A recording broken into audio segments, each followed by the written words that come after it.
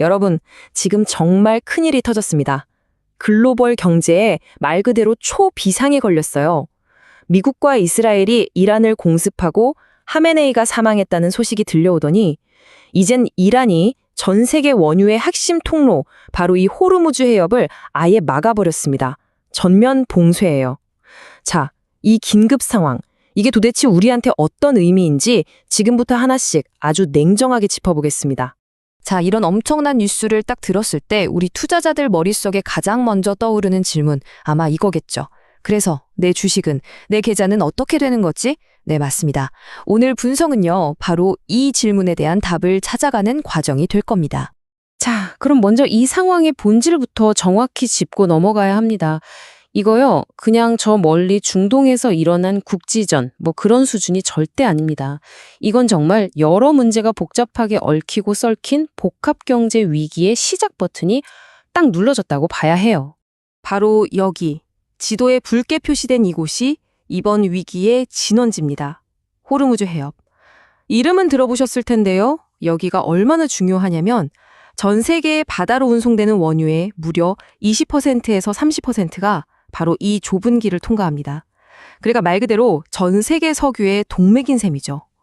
근데 이 동맥이 지금 꽉 막혀버린 겁니다. 이건 글로벌 경제의 심장으로 가는 혈관이 막힌 거나 똑같은 상황이에요. 자, 이렇게 동맥이 막혔으니 이제 그 충격이 어떻게 전 세계로 퍼져나가는지 그 연쇄 반응을 한번 따라가 보시죠. 가장 즉각적인 반응부터 나타나기 시작합니다. 네, 바로 유가죠, 시장은 이미 배럴당 $100 넘는 건 그냥 당연하게 보고 있고요. 만약에 이 사태가 길어진다? 그러면 유가가 무려 $150까지 치솟을 수 있다. 이런 정말 암울한 전망까지 나오고 있습니다. 이건 우리가 겨우겨우 잡아가던 전 세계 인플레이션 불길에다가 말 그대로 기름을 확 들이붓는 격이죠. 자, 이렇게 유가가 뛰고 세상이 불안해지면 시장의 똑똑한 돈들은 어디로 갈까요?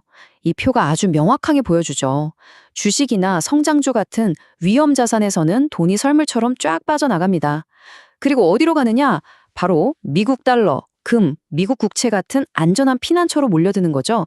이걸 우리가 리스크 오프, 즉 위험 회피 현상이라고 부르는데 이게 아주 극심해질 거라는 겁니다. 당연히 세계 경제의 중심인 미국 증시도 이 타격을 피해갈 수가 없겠죠. S&P 500하고 나스닥 지수는 급락 압력을 받을 거고요. 물가가 다시 뛴다는 우려 때문에 이제 곧 금리 인하하겠지 했던 기대감은 사실상 사라졌다고 봐야 합니다. 이렇게 되면 특히 고금리에 취약한 기술주나 성장주들이 엄청난 부담을 받게 되는 거죠. 자, 그럼 이제 우리 시장 이야기로 넘어가 보겠습니다. 안타깝지만 우리나라는 이런 충격에 가장 취약한 구조를 가진 나라 중 하나예요. 아시다시피 우리는 에너지를 거의 전량 수입하고 또 수출로 먹고 사는 나라니까요. 가장 먼저 반응하는 게 바로 이 환율입니다. 그래프 보시면 아시겠지만 전 세계적으로 달러가 강세로 돌아서면서 원달러 환율은 이렇게 가파르게 치솟을 수밖에 없습니다. 이게 무슨 뜻이냐? 바로 우리 돈, 원화의 가치가 그만큼 뚝 떨어진다는 이야기입니다. 자, 환율이 이렇게 뛰어버리면 외국인 투자자들 입장에선 어떨까요? 가만히 앉아만 있어도 자기들 나라 돈으로 바꿀 때 손해를 보게 되는 거예요. 이걸 환차손이라고 하죠. 이걸 피하려면 어떻게 해야 할까요? 그냥 한국 주식을 대규모로 팔아치우고 떠나는 겁니다. 이게 바로 우리가 무서워하는 셀코리아 현상이 촉발되는 가장 핵심적인 이유입니다. 그리고 더 근본적인 문제가 남아 있습니다.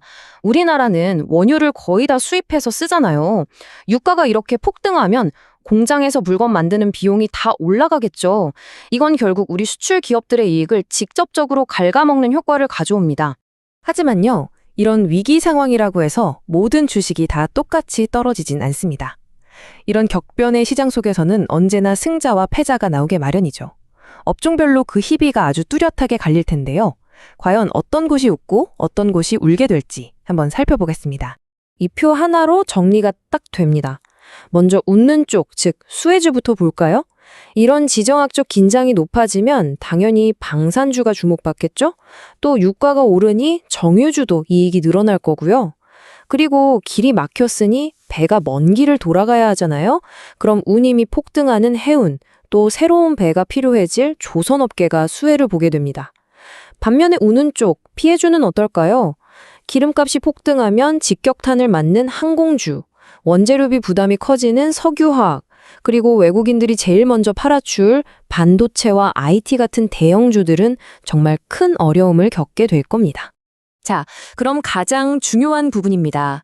이 거대한 폭풍우 속에서 우리 개인 투자자들은 도대체 어떻게 해야 살아남을 수 있을까요?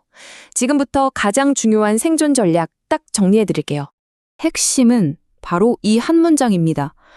주가 많이 떨어졌네? 지금이 쌀 때다 하면서 섣불리 저가 매수, 소위 물타기에 나서는 거, 이거 절대 안 됩니다. 지금 같은 시장은요, 돈을 버는 것보다 내 돈을 잃지 않는 게 훨씬 더 중요해요. 기억하세요. 살아남는 자가 이기는 시장입니다. 그래서 지금 당장 우리가 실천해야 할 최선의 전략은 바로 이 세 가지입니다. 첫째, 일단 현금 비중을 최대한 늘리세요. 주식을 좀 줄이더라도 현금을 확보하는 게 우선입니다.